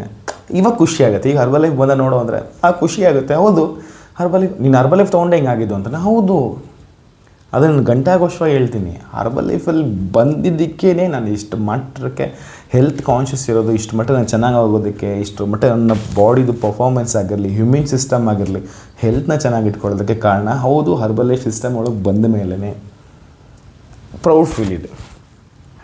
ಅದೇನೇನೇ ಇರಲಿ, ಕಾಸ್ಟ್ಲಿ ಇರಲಿ, ಕೆಮಿಕಲ್ ಇರಲಿ, ಅದರ ಏನೇನು ಹೇಳ್ತಾರೋ ಆಳು ಮುಳು ಕಡ್ಡಿ ಕಸ, ಅದನ್ನ ಸೀರಿಯಸ್ ನಂಗೆ ಗೊತ್ತಿಲ್ಲ. ಆ್ಯಕ್ಚುಲಿ ಸ್ಟೆರಾಯ್ಡ್ಸ್ಗಳು, ಕಾಂಪೊನೆಂಟ್ಸ್ಗಳು, ಮೆಡಿಕಲ್ಸ್, ಅದೇನೇನು ಕೆಟ್ಟದ್ದೆಲ್ಲ ಏನೇನು ಹೇಳ್ತಿದ್ದಾರೋ ಅದೆಲ್ಲ ನಮ್ಮ ರೆಗ್ಯುಲರ್ ಲೈಫ್ ಸ್ಟೈಲಲ್ಲಿ ಇರೋದು, ನಮ್ಮ ತಲೆನಲ್ಲಿ ಇರೋದು ಅವೆಲ್ಲ ಕೆಟ್ಟದ್ದು. ನಮ್ಮ ಊಟದಲ್ಲಿ ಇರೋದಕ್ಕಿಂತ ನಮ್ಮ ತಲೆ ಕೆಟ್ಟದ್ದು ಜಾಸ್ತಿ ತುಂಬ್ಕೊಂಡ್ಬಿಟ್ಟಿದೆ. ಅದಕ್ಕೆ ಏನು ಮಾಡೋದು, ಈಗ ಕಾಯಿಲೆಗಳಿಗೆ ಬದಲು ಶುಗರ್ ಬಿಟ್ಟು ದೊಡ್ಡ ಕಾಯಿಲೆ ಆಗ್ಬಿಡೋದು. ಇವಾಗ ಕ್ಯಾನ್ಸರ್ ದೊಡ್ಡ ಕಾಯಿಲೆ. ಕ್ಯಾನ್ಸರ್ಗೆ ರೂಟ್ ಕಾಸ್ ಹುಡುಕಿದ್ರೆ ಸ್ಟ್ರೆಸ್, ಕೋಪ, ಆ್ಯನ್ಸೈಟಿ, ಉದ್ವೇಗ, ನಿದ್ರೆ ಬರದೇ ಇರೋದು. ನೋಡಿ, ಇವೆಲ್ಲ ಆ್ಯಕ್ಚುಲಿ ಕಾಯಿಲೆನೇ ಅಲ್ಲ ಅಂತ ನಾವು ಒಂದು ಕಾಲದಲ್ಲಿ ಹೇಳ್ತೀವಿ. ಬಟ್ ಇವಾಗ ಇದೇ ದೊಡ್ಡ ಕಾಯಿಲೆಗಳು. ಗೊತ್ತಿಲ್ಲ, ಸೀರಿಯಸ್ಲಿ ಒಂದು ಹೇಳ್ತೀನಿ. ಸೊ ಹರ್ಬಲೈಫ್ ನ್ಯೂಟ್ರಿಷನ್ ಶುರು ಮಾಡಿದ್ಮೇಲೆ ಸೈಡ್ ಎಫೆಕ್ಟ್ಸ್ಗಿಂತ ಸೈಜ್ ಎಫೆಕ್ಟ್ ಜಾಸ್ತಿ ಆಗಿದೆ. ನಾನು ಕರ್ಕೊಂಬಂದಿರೋದಾಗಿರಲಿ, ನನ್ನ ಕರ್ಕೊಂಬಂದಾಗಿರಲಿ, ತುಂಬ ಜನಕ್ಕೆ ಒಳ್ಳೊಳ್ಳೆ ರಿಸಲ್ಟ್ಸ್ಗಳು ಬಂದಿದೆ, ಒಳ್ಳೆ ಟ್ರಾನ್ಸ್ಫಾರ್ಮೇಷನ್ಗಳಾಗಿದ್ದಾರೆ. ತಗೊಳ್ಳೋ ರೀತಿ ಹರ್ಬಲೈಫ್ ನ್ಯೂಟ್ರಿಷನ್ ತೊಗೊಂಡ್ರೆ ಎಲ್ಲ ಒಳ್ಳೆಯದಾಗುತ್ತೆ. ಏನು ಹೇಳಿದೆ ಅಂತೇಳಿ ಇವೆಲ್ಲ ಆನ್ಲೈನ್ ತೊಗೊಳ್ಳೋದು, ಇಲ್ಲ ಯಾರೋ ಕಮ್ಮಿಗೆ ಯೂಸ್ ಮಾಡ್ತಾರೆ, ಕಮ್ಮಿ ಕೊಟ್ಟರು ಅಂತೇಳಿ ತೊಗೊಳ್ಳೋದು, ಹಾಗೆಲ್ಲ ತೊಗೊಂಡ್ರೆ ರಿಸಲ್ಟ್ಸ್ ಬರೋದಿಲ್ಲ. ಹಾಗೆಲ್ಲ ಬರೋಂಗಿದ್ರೆ ಇದನ್ನ ಎಲ್ಲ ಮೆಡಿಕಲ್ ಸ್ಟೋರ್ಗಳಲ್ಲೂ ಈಗ ಬೇರೆ ಬೇರೆ ಪದಾರ್ಥಗಳನ್ನ ಮಾರ್ತಾಯಿದ್ದಾರಲ್ಲ, ಹಾಗೆ ಮಾರ್ತಿದ್ರು. ಸೊ ಯಾಕೆ ಪರ್ಟಿಕ್ಯುಲರಿ ಕೆಲವು ಕಡೆ ಮಾತ್ರನೇ, ಕೆಲವ್ರ ಹತ್ರ ಮಾತ್ರನೇ ಸಿಗುತ್ತೆ ಅಂದರೆ ಅವರು ಕೋಚ್ ಆಗಿರ್ಬೇಕು, ಅವರು ಪ್ರೊಫೆಷ್ನಲಿಸಮ್ ಇರಬೇಕು ಇದರಲ್ಲಿ. ಸೊ ಅಂಥವ್ರಿಂದ ಮಾತ್ರ ನಿಮ್ಗೆ ಒಳ್ಳೆ ರಿಸಲ್ಟ್ಸ್ ಬರೋಕ್ಕೆ ಸಾಧ್ಯ. ಸುಮ್ಮನೆ ಹರ್ಬಲೈಫ್ ನ್ಯೂಟ್ರಿಷನ್ ಪ್ರಾಡಕ್ಟ್ಸ್ ತಿಂತಿದ್ದವರೆಲ್ಲ ನಿಮಗೆ ಕೊಟ್ಬಿಟ್ಟಿದ ತಕ್ಷಣ ಅಥವಾ ಅವ್ರ ಹತ್ರ ನೀವು ಈಸ್ಕೊಂಡಿದ್ದ ತಕ್ಷಣ ನಿಮ್ಗೆ ರಿಸಲ್ಟ್ಸ್ ಬರೋಲ್ಲ. ಇದು ರಾಂಗ್ ಕಾನ್ಸೆಪ್ಟ್ ಇದು. ಯಾಕಂದರೆ ಒಂದೇ ತಂದೆ ತಾಯಿ ಹುಟ್ಟಿದ ಮಕ್ಕಳೇ ಒಂದೇ ಥರ ಇರೋಲ್ಲ ಅಂದಮೇಲೆ ಹರ್ಬಲೈಫ್ ನ್ಯೂಟ್ರಿಷನ್ ಯೂಸ್ ಮಾಡಿದವ್ರಿಗೆಲ್ಲ ಒಂದೇ ಥರ ರಿಸಲ್ಟ್ಸ್ ಬರೋಲ್ಲ. ಯಾಕಂದರೆ ಈ ಶೇಕ್ ಯೂಸ್ ಮಾಡಿ ವೆಯ್ಟ್ ಲಾಸ್ ಮಾಡ್ಬೋದು, ವೆಯ್ಟ್ ಗೇನ್ ಆಗ್ಬೋದು, ವೆಯ್ಟ್ ಮೇಂಟೈನ್ ಮಾಡ್ಬೋದು, ಆರೋಗ್ಯ ಚೆನ್ನಾಗಿಟ್ಕೋಬೋದು, ಫ್ಯಾಟ್ ಲಾಸ್ ಮಾಡ್ಬೋದು, ಮಸಲ್ ಗೇನ್ ಮಾಡ್ಬೋದು, ಗ್ರೋತ್ ಆಗ್ಬೋದು, ಎಷ್ಟೊಂದಿದೆ ಇದರಲ್ಲೆಲ್ಲ. ಹರ್ಬಲೈಫಲ್ಲಿ ಬೇಜಾನ್ ಪ್ರಾಡಕ್ಟ್ಸ್ಗಳಿದೆ. ಒಂದು ಫ್ಲೇವರ್ನಲ್ಲಿ 10 ಫ್ಲೇವರ್ಸ್ ಇದೆ, ಒಂದು ಅಫ್ರೆಶ್ನಲ್ಲಿ 7 ಫ್ಲೇವರ್ಸ್ಗಳಿದೆ. ಸೊ ಹಂಗಿರಬೇಕಾದಾಗ ನಿಮಗೆ ತರಹೇವಾರಿ ಡಿಫ್ರೆಂಟ್ ಕೈಂಡ್ ಆಫ್ ಬಾಡೀಸ್ ಇರುತ್ತೆ. ಎಕ್ಟೋಮಾರ್ಫ್, ಎಂಡೋಮಾರ್ಫ್, ಹಿಂಗೆ ನಾವು ಸೈಂಟಿಫಿಕಲ್ ನೋಡೋದ್ರೆ ಸಾಕಷ್ಟಿದೆ. ಬಾಡಿ ಟೈಪ್ಸೇ ತುಂಬ ಇದೆ. ಹಂಗಿದ್ಮೇಲೆ ಎಲ್ಲರೂ ಒಂದು ಥರ ರಿಸಲ್ಟ್ಸ್ ಬರಲಿಕ್ಕಿಲ್ಲ, ಮತ್ತು ಎಲ್ಲರೂ ಒಂದು ಥರನ ಕೋಚಿಂಗ್ ಮಾಡೋಕ್ಕೂ ಆಗೋಲ್ಲ. ಸೊ ಬೆಟರ್ ಕೋಚ್ ಅಂತಲೇ ಇರ್ತಾರೆ ಒಬ್ಬರು. ಸೊ ಅವ್ರನ್ನ ಕಾಂಟ್ಯಾಕ್ಟ್ ಮಾಡಿ. Thank you so much. ಈ ವಿಡಿಯೋನ ನೀವು ನೋಡಿದರೆ ಸೊ ನಿಮ್ಗೆ ಏನು ಅನಿಸ್ತು ಅಂತ ಹೇಳಿ ಕಾಮೆಂಟ್ ಮಾಡಿ. Thank you so much. Bye bye.